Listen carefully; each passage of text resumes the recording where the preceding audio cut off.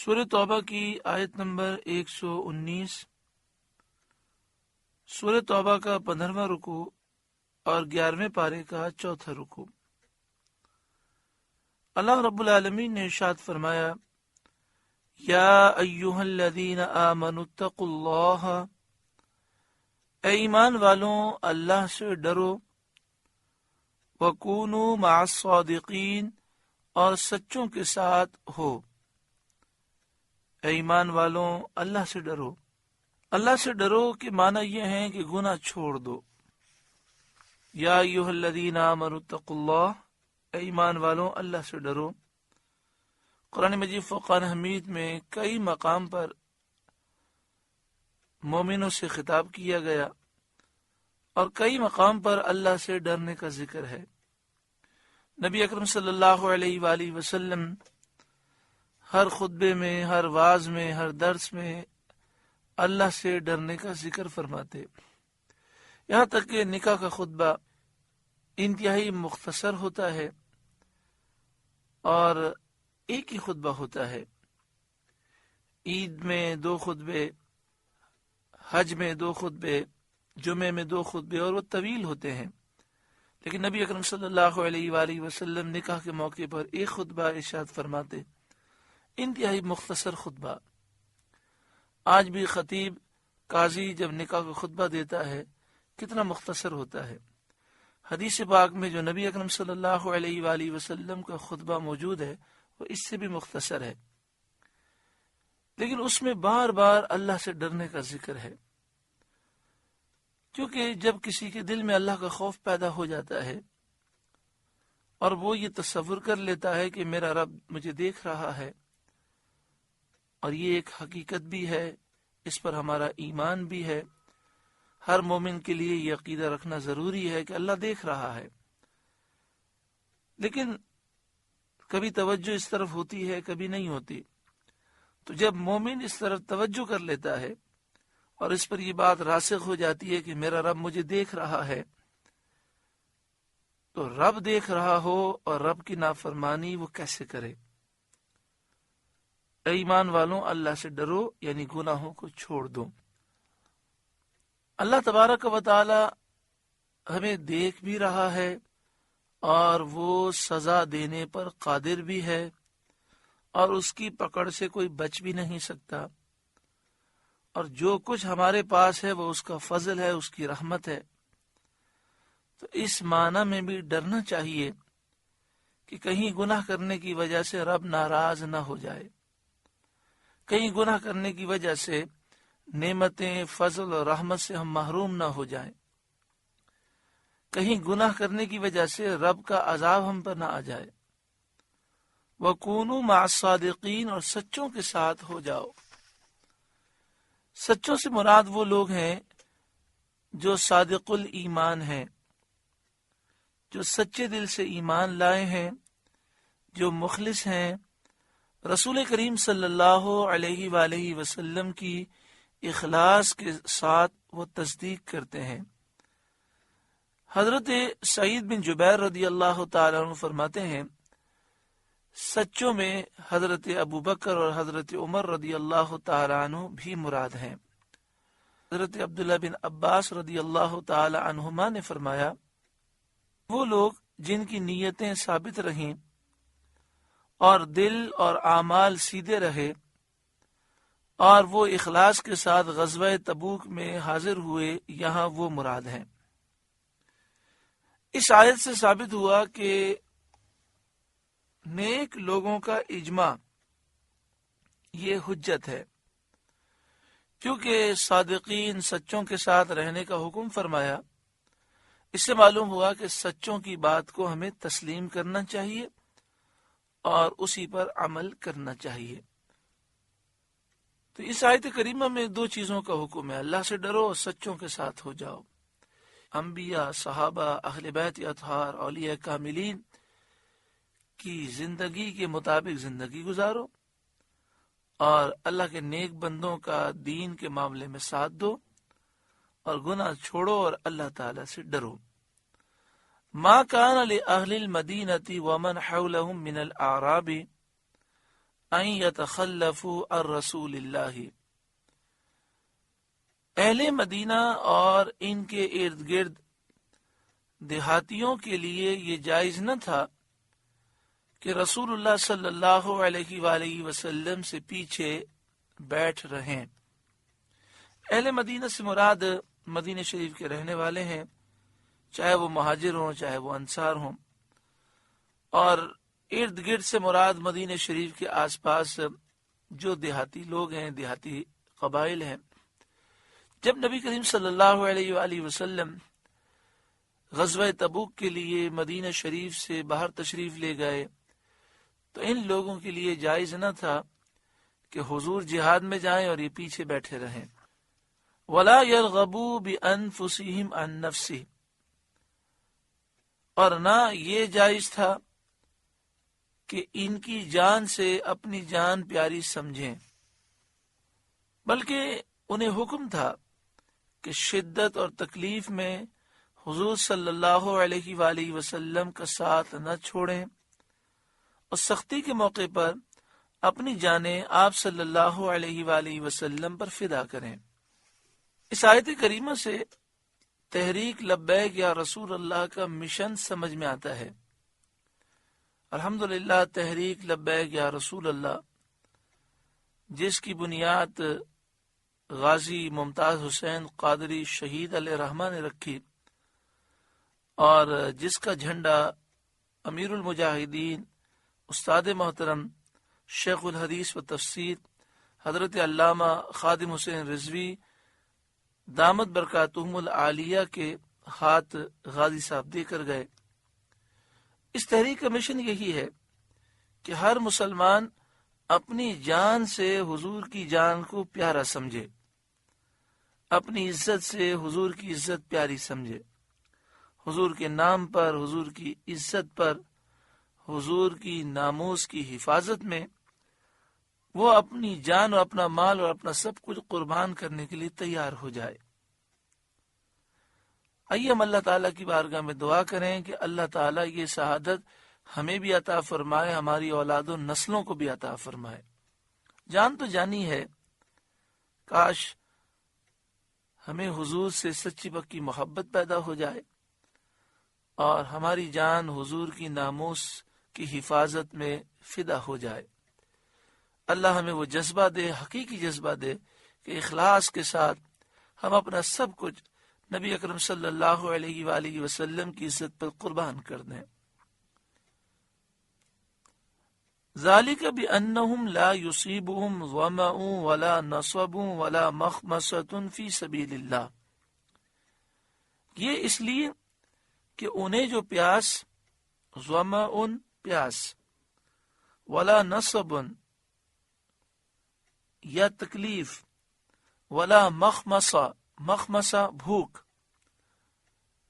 یہ اس لیے کہ انہیں جو پیاس یا تکلیف یا بھوک اللہ کی راہ میں پہنچتی ہے۔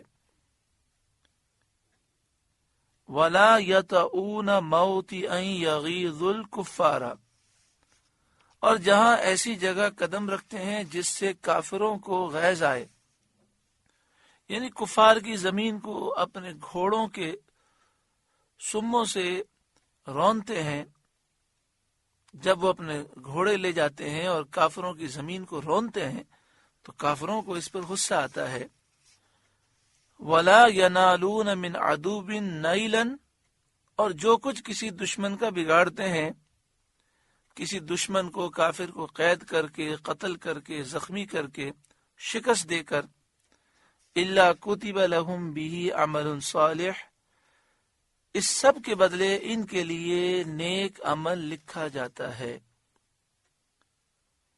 اس سے ثابت ہوا کہ جو اللہ تعالی کی اطاعت کا، فرما برداری کا ارادہ کرے اور اس میں وہ چلے تو اس کا اٹھنا بھی، بیٹھنا بھی، چلنا، حرکت کرنا، ساکن رہنا، سب نیکیاں ہیں، اللہ کے ہاں لکھی جاتی ہیں۔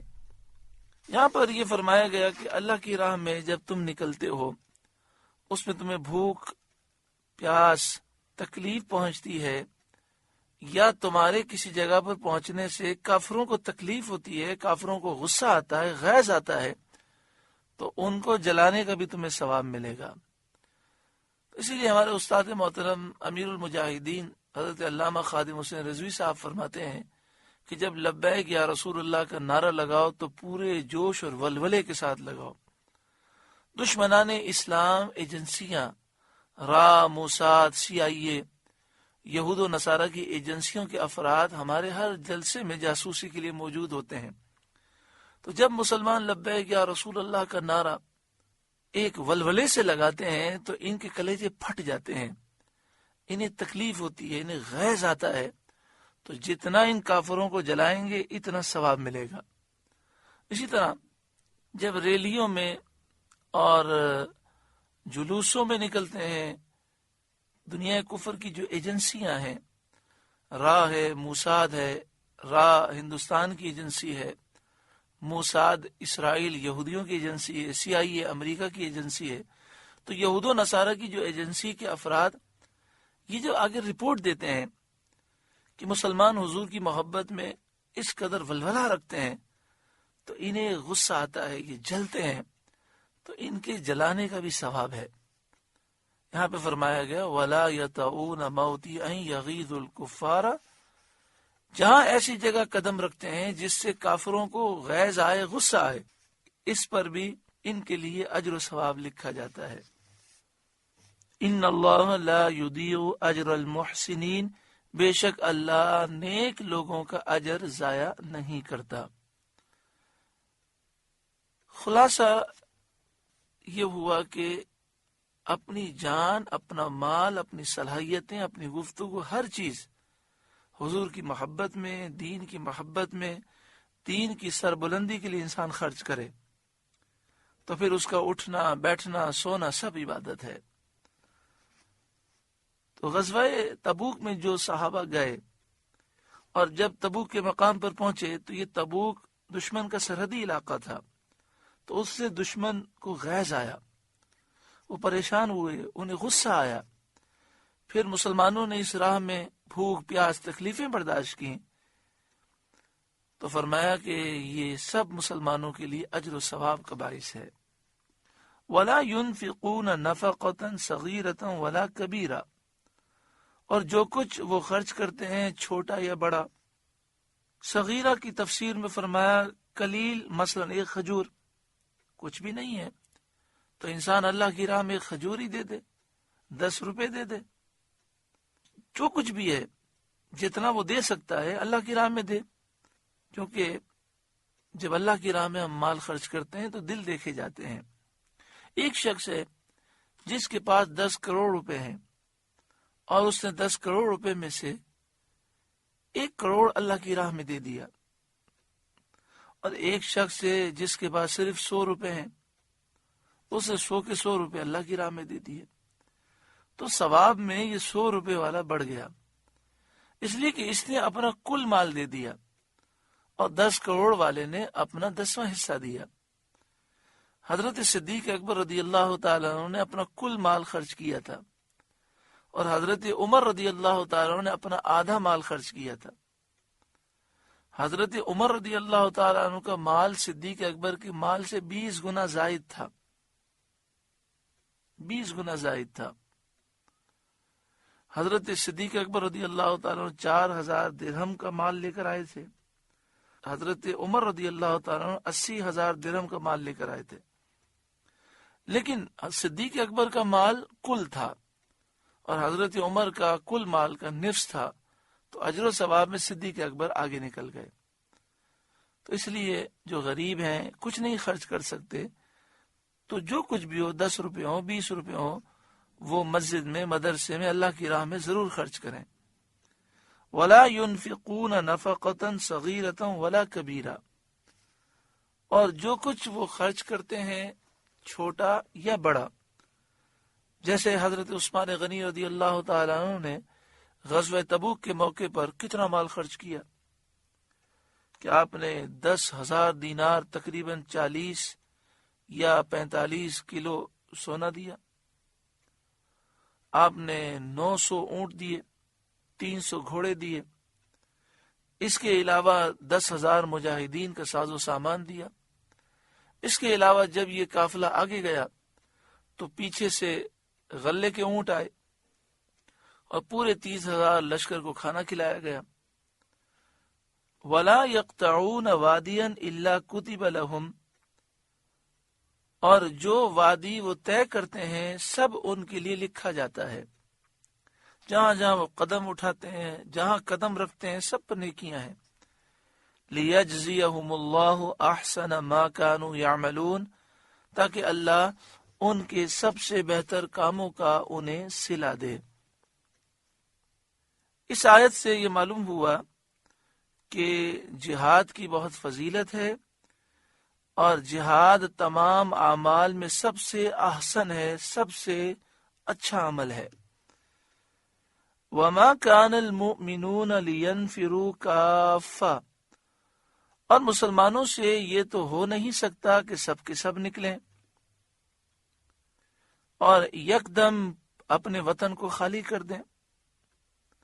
فَلَوْلَا نَفَرَ مِنْ كُلِّ فِرْقَةٍ مِّنْهُمْ طَائِفَةٌ لِيَتَفَقَّهُوا فِي الدِّينِ، تو کیوں نہ ہو کہ ان کے ہر گروہ میں سے ایک جماعت نکلے، ایک گروہ نکلے کہ دین کی سمجھ حاصل کریں. یعنی ایک گروہ وطن میں رہے اور ایک گروہ دین حاصل کرنے کے لیے نکل جائے. وَلِيُنذِرُوا قَوْمَهُمْ إِذَا رَجَعُوا إِلَيْهِمْ، واپس آ کر اپنی قوم کو ڈر سنائیں. لَعَلَّهُمْ يَحْذَرُونَ، اس امید پر کہ وہ بچیں. حضرت عبداللہ بن عباس رضی اللہ تعالی عنہما سے مروی ہے کہ قبائل عرب میں سے ہر قبیلے سے مختلف گروہ سید عالم صلی اللہ علیہ وآلہ وسلم کے حضور میں حاضر ہوتے، اور وہ نبی کریم صلی اللہ علیہ وآلہ وسلم سے دین کے مسائل سیکھتے اور تفقہ حاصل کرتے اور اپنے لیے احکام دریافت کرتے اور اپنی قوم کے لیے مسائل پوچھتے. حضور صلی اللہ علیہ وآلہ وسلم انہیں اللہ اور رسول صلی اللہ علیہ وآلہ وسلم کی فرمانبرداری کا حکم دیتے اور نماز اور زکوٰۃ وغیرہ کی تعلیم کے لیے انہیں ان کی قوم پر مامور فرماتے اور انہیں یہ سکھاتے کہ تم اپنی قوم کو جا کر یہ ساری چیزیں سکھاؤ. جب وہ لوگ اپنی قوم پر پہنچتے تو اعلان کر دیتے کہ جو اسلام لائے وہ ہم میں سے ہے، اور لوگوں کو اللہ کا خوف دلاتے اور دین کی مخالفت سے ڈراتے، یہاں تک کہ لوگ اپنے والدین کو چھوڑ دیتے. اور رسول کریم صلی اللہ علیہ وآلہ وسلم انہیں دین کے تمام ضروری علوم تعلیم فرما دیتے. لوگ اپنے والدین کو چھوڑ کر حضور کی خدمت میں آتے اور وہ دین سیکھ کے جاتے. یہ رسول کریم صلی اللہ علیہ وآلہ وسلم کا معجزہ عظیمہ ہے کہ بالکل بے پڑھے لوگوں کو بہت تھوڑی دیر میں پیارے آقا صلی اللہ علیہ وآلہ وسلم اپنی نظر کرم سے دین کے احکام کا عالم بنا دیتے اور قوم کا ہادی بنا دیتے. اس آیت سے چند مسائل معلوم ہوئے. علم دین حاصل کرنا فرض ہے. جو چیزیں بندے پر فرض اور واجب ہیں اور جو اس کے لیے ممنوع اور حرام ہے اس کا سیکھنا فرض عین ہے، اور اس سے زیادہ علم سیکھنا فرض کفایہ ہے. حدیث شریف میں ہے کہ علم سیکھنا ہر مسلمان پر فرض ہے. حضرت امام شافعی علیہ رحمہ نے فرمایا کہ علم سیکھنا نفل نماز سے افضل ہے. طلب علم کے لیے سفر کا حکم حدیث شریف میں ہے. ترمذی شریف میں ہے جو شخص طلب علم کے لیے راہ چلے اللہ اس کے لیے جنت کا راستہ آسان کرتا ہے. فقہ افضل ترین علم ہے. حدیث شریف میں ہے سید عالم صلی اللہ علیہ وآلہ وسلم نے فرمایا، اور یہ حدیث بخاری و مسلم میں ہے، اللہ تعالیٰ جس کے لیے بہتری چاہتا ہے اس کو دین میں فقیہ بناتا ہے. میں تقسیم کرنے والا ہوں اور اللہ دینے والا ہے. حدیث میں ہے کہ ایک فقیہ عالم شیطان پر 1000 عابدوں سے زیادہ سخت ہے، اور یہ حدیث ترمذی شریف میں ہے۔ فقہ کسے کہتے ہیں؟ فقہ دین کے احکام کے جاننے کو کہتے ہیں۔ تو قرآن و حدیث کے احکام کو جاننا یہ علم فقہ ہے، اور اس کی بہت فضیلت ہے، سارے علوم میں یہ سب سے افضل ہے۔ بہت سے لوگ ہیں عبادات کثرت سے کرتے ہیں، مگر نماز کے فرائض، واجبات، وضو کے فرائض، غسل کے فرائض، بہت ساری چیزیں جو ضروری ہیں وہ جانتے نہیں۔ اس کے لیے بہترین کتاب بہار شریعت ہے۔ یہ بہار شریعت کتاب آپ حاصل کریں، اپنے گھر میں رکھیں، اس کا مطالعہ کریں۔ علم سیکھنے کا بہترین ذریعہ درس قرآن کو سننا ہے۔ درس قرآن کی CD، DVD، میموری کارڈ آپ رکھیں، اسے سنیں پابندی سے۔ علم سیکھنے کا بہترین ذریعہ دینی مدارس ہیں۔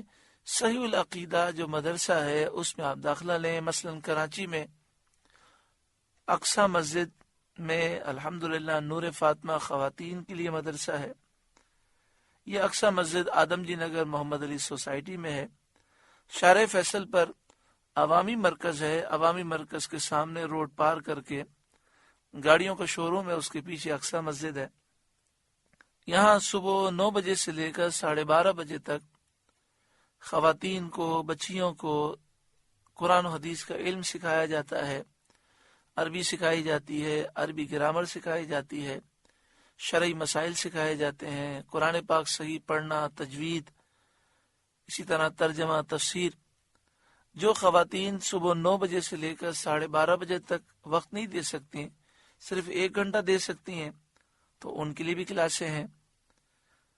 الحمدللہ نور فاطمہ میں کئی ہماری بہنیں، کئی ہماری بچیاں تعلیم حاصل کرتی ہیں۔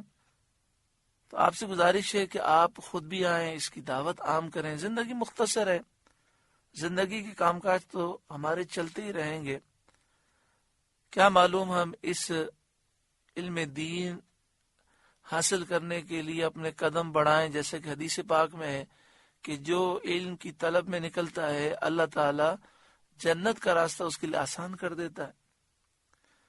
اسی طرح الحمدللہ کراچی میں نور حمزہ، سید الشہداء حضرت حمزہ رضی اللہ تعالیٰ عنہ کے نام سے نور حمزہ ہے۔